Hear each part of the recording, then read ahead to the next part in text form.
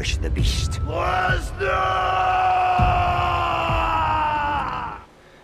Hello and welcome back to the Decent Wrestling Show. Please make sure to like, subscribe, share and click the notification bell. Welcome back to Superstar Ratings. This edition is for Drew McIntyre. Drew McIntyre began his career in 2001 at the age of just 15. He was signed by WWE in 2007, but after a subpar run, he was fired in 2014. He then went on to have a successful independent run before signing back at NXT in 2017 and then being called up to the WWE main roster in 2018. And in 2020 he won the Royal Rumble and the main event of WrestleMania 36, and as of this recording is the current WWE champion. Moveset. Drew McIntyre is quite a diverse moveset, but it's mostly a power moveset with big boots, suplexes, belly to belly Germans, deadlift suplexes. But he also does have some more athletic maneuvers. Every now and then he'll hit a tope con hilo or a dive from the top rope or something similar to that. But it's not a common part of his moveset. In my opinion, his best move is either his power bomb, which he deadlifts the guy, or the reverse Alabama slam, which always looks nasty. So for moveset, it's tough to grade Drew McIntyre's moveset because, again, he doesn't do that many high-flying maneuvers, but then again, he doesn't really need to, as his moveset is pretty diverse in the power sense. So I'm not going to give him a 10 for this, but I will give him a 9 out of 10, because I think that is fair for Drew McIntyre and his power moveset. Finishers. Drew McIntyre currently has 2 finishers, although only one really finishes the match. He still has the Future Shock DDT, which I always thought looked like a sick maneuver, but he hasn't been using that as of late as his finisher. Instead, he uses the Claymore Kick, which, while the Future Shock DDT was great, this is still a massive improvement. And now he started doing it with the countdown, with the crowd, 3, 2, 1 countdown for the Claymore Kick, which just adds another layer to the maneuver. But obviously with finishers, if he doesn't have a submission finisher, I can't give him a 10. So I'm going to give him the next best thing, which is a 9 out of 10 for this as well. Selling. Drew McIntyre's selling is, above average. It's nothing really notable about his selling. But there's nothing bad about it either. He doesn't forget to sell injuries. But then again, he's never really worked over in matches, as he usually dominates the matches as he is quite a big dude. So I'm not going to give him a high or a low rating for this. I think a solid 7 out of 10 I think is fair for Drew McIntyre in this setting. Character.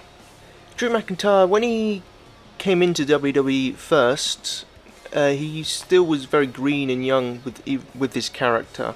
And he, the future one, the chosen one, wasn't the greatest gimmick, and I don't think he played it well. And when he went to 3MB, 3-man band, it just didn't suit him at all. So I think his first run was not very good for his character. However, for his second run, he's definitely found his footing in the last 3 years, and he can play a badass face. He can play a badass heel. He's very likable. He's been very likable as a face now, and he's really found his groove in the last, I would say, 4 or 5 months. So I'm going to give him an 8 out of 10, just because the first one wasn't so hot. But I think a solid 8 out of 10 is fair enough for Drew McIntyre. Promos. Drew McIntyre, promos has never been really his strong suit per se, until the last, since he came back in 2017. He's definitely improved a hell of a lot in the last couple of years on the microphone, and he's been starting to show more of himself. And I know he said this in interviews, he's showing more of himself now, and now he's being funny and doing comedy, and he's been excellent on the mic in the last month or so. But the one great thing about Drew is he can be, laughing and joking, and then within seconds can turn into a badass. So I'm going to give him points for that as well. But again, because he's only just found his footing, I'm going to give him an 8 out of 10 for this as well. But a solid 8 out of 10 is nothing to snoot at. He's right. I am dangerous. I'm especially dangerous to a locker room that's apparently gone soft. I walk around, I see no fire, no ambition, people just collecting checks, and it makes me sick. This is what a superstar looks like. This is how a superstar speaks, and I got all the credentials in the world to back it up. And you can trust me when I tell you, the times are a-changing. I'm not what WWE wants.